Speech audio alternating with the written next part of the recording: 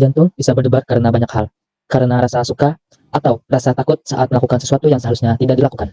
Sore itu, seorang siswi berjalan tergesa-gesa menuju gudang tua di belakang sekolah, tempat yang jarang dilewati murid lain. Ia berhenti saat mendengar suara ranting yang patah, lalu berbalik.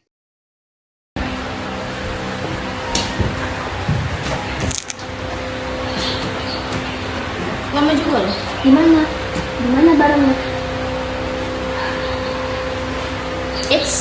Bayar dulu 800. 800.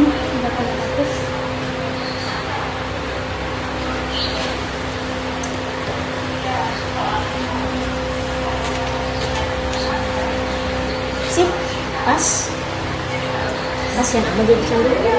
Tapi kalau masih, hidung itu menjadi membatang. Dari balik tembok gudang, seorang siswi lain diam-diam mengintip mereka. Siapa di sana? Namun, saat sampai, siswa itu sudah menghilang. Kartu perpus. Dia yang punya. Nikah? Siapa? Aku gak bakal masuk penjara kan? Yuk, jawab! Berisik! Kita gak bakal masuk penjara. Dan gue yang bakal urus. Dan lo cepat pulang ke sini sakit. Di broker kayak sekarang. 3 hari setelah kejadian di gudang tua, Nika mulai berubah. Ia menjadi lebih pendiam dan sering menghindari orang lain. Di saat yang sama, Yuli berada di toilet sekolah bersama beberapa murid lain. Jadi anak ini yang cari Nika. Dia murid kesayangan Bu Aksya ya? Kenapa? Takut? Enggak lah, tahu kan ayah. Kalau soal itu gampang. Yang penting urusan ini selesai dulu. Karena kalau gue situ, lupa itu loh. Cih, dia gak kenal aja loh. Lu tahu sendiri kan geng kami kayak gimana? Anak-anak bakal turun tangan. Kalau gitu selesainya urusan kalian. Karena kalau sampai gagal, langsung. Keesokan harinya, geng siswa itu mulai melancarkan aksinya. Saat Nika berjalan pulang sekolah, mereka menghadangnya dari depan dan belakang. Mau ngapain? Jangan dekat-dekat, tolong! Motong ke sini cepat. Malam harinya, Pak Joshua terlihat gelisah karena Nika belum pulang ke rumah.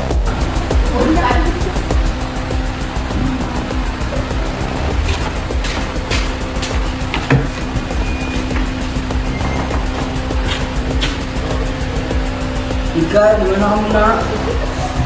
2 hari kemudian, kabar hilangnya Nika mulai menyebar ke seluruh sekolah. Permisi Bu, saya sudah selesai mengerjakan tugasnya. Maaf ya Bu. Ya, gak apa-apa. Ngomong-ngomong Yuli, kamu tahu kira-kira Nika pergi kemana?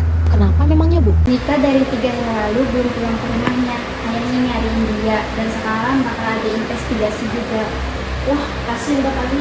Semoga Nika cepat ketemu. Kalau kamu dengar kabarnya atau tahu tentang sesuatu, jangan simpan kasih tahu ibu ya. Ya Bu, saya pasti bakal kasih tahu. Kalau gitu saya kembali ke dulu ya Bu. Namun setelah keluar dari ruang guru, senyum Yuli perlahan menghilang. 3 hari berlalu sejak investigasi dimulai. Namun polisi masih belum menemukan petunjuk apapun. Semua teman Nika mengaku tidak tahu kemana ia pergi. Mereka hanya menyadari kalau Nika berubah beberapa hari terakhir. Dia biasanya nggak begitu Pak, Bu Polisi. Iya, ibu tenang aja, kami bakalan menemukan siswa yang bernama Nika itu. Betul Bu, jadi ibu nggak usah terlalu khawatir. Pagi Pak, Bu. Namun Bu Asya langsung menghentikannya. Ibu baru ingat sesuatu. Ibu mau tanya sedikit sama kamu. Ayo kita lihat. Mereka pergi menuju ruang guru. Ibu baru ingat. 4 hari sebelum Nika menghilang, dia sempat ketemu kamu. Apa kamu tahu tentang dia? Bu, saya mohon maaf Bang, tapi saya nggak tahu apa-apa. Serius. Kalau gitu, kamu sempat ketemu Nika nggak? Ketemu Nika? Apa maksudnya Bu? Waktu itu ibu pernah nyuruh dia buat manggil kamu, buat bahas tugas-tugas kamu. Apa kamu sempat ketemu dia? Iya, ada Bu. Terus kenapa kamu gak nemuin ibu? Setelah itu juga Nika jadi pendiam. Kalau soal itu saya mohon maaf banget Bu. Tapi sebenarnya buku saya lagi bolos sama teman-teman saya. Dan setelah itu saya nggak tahu kabar Nika kayak gimana. Kamu boleh kembali ke kelas. Permisi Bu. Pak. Investigasi terus berlanjut. Rumor tentang geng sekolah dan narkoba mulai menyebar kemana-mana. Di tengah perjalanan, Wah, ada apa nih? Di sini gak ada maling loh, Pak. Saudara Hendra, Anda ditangkap atas terlibatnya dalam kasus hilangnya saudari Nika. Bekerja samalah dan jangan coba untuk memberontak dengan keringanan. Di kantor polisi, Hendra akhirnya mengaku atas semua Kamu akan saya kejahatan. bawa ke sel tahanan.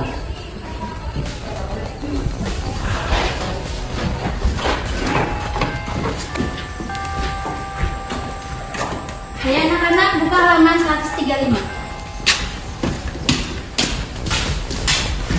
Saudara Yuli, kamu ditangkap atas penjualan narkoba. Loh, ada apa ini? Jangan main takut-takut aja. Jangan deket-deket ya. Anda sebaiknya jangan melawan. Ayo jalan.